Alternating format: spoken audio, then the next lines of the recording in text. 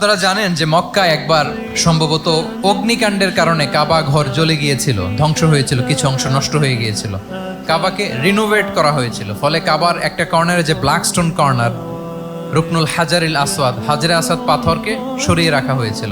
এখন কাবা যখন পুনর্নির্মাণ শেষ, ওই হাজরে আসওয়াদ পাথরকে আবার তার জায়গায় রাখা হবে। কিন্তু কে রাখবে?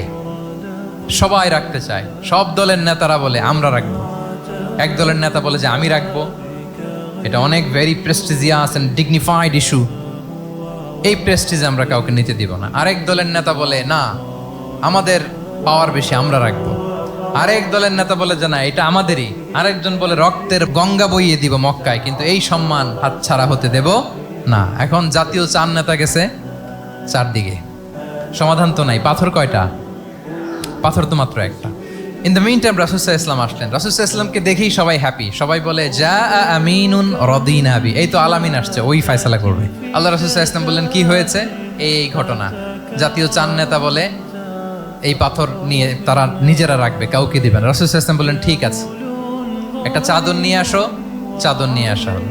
এবার জাতীয় চার নেতা চাদরের চার কর্নার ধরে দাঁড়ালো।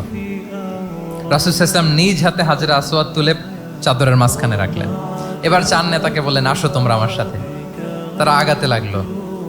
কাবা ঘরের সামনে যখন আসলো, রাসূল সাল্লাল্লাহু আলাইহি ওয়াসাল্লাম নিজ হাতে, ওনার বরকতময় হাতে আবার হাজরে আসওয়াদ ধরে ঠিক জায়গা মতো রেখে দিলেন। এতক্ষণ কিন্তু চার নেতা কি বলছে? কাউরে ধরতে দিব না, কাউকে। কিন্তু এখন চাদরের কোনা ধরেই happy. This is called conflict resolving ability.